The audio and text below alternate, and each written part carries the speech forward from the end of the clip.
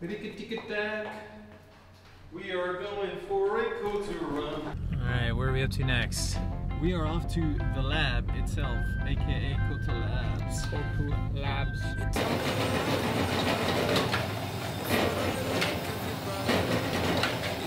This has like beef. And next thing I knew, I had my own farm and cattle on 1,000 hills. Seriously, look at all them cows. Whatever they used to make it, they made like a really nice broth with it. So there's a real like, I've been saying this all day, but there's a real depth of flavor to that. Cheesy.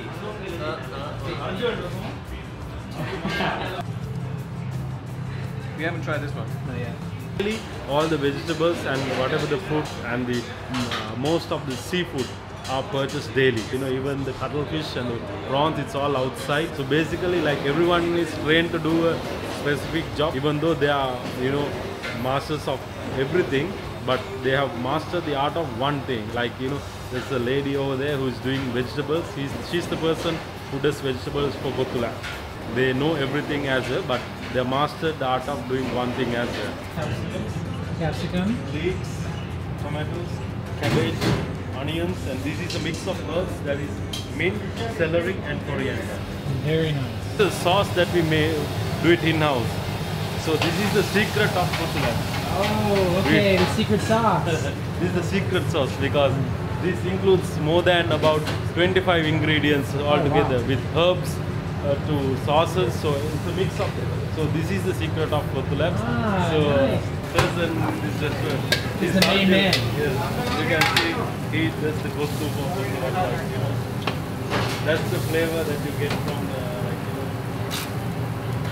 All right, he's doing it, big.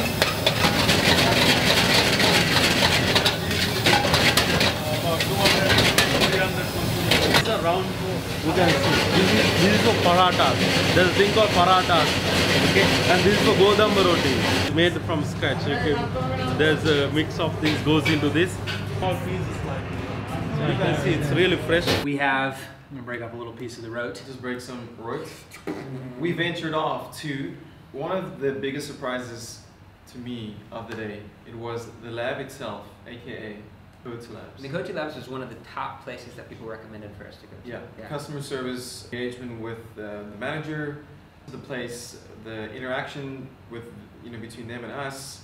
I come from a restaurant background, so I worked 3 years at Starbucks, 3 years at an Italian restaurant, Olive Garden.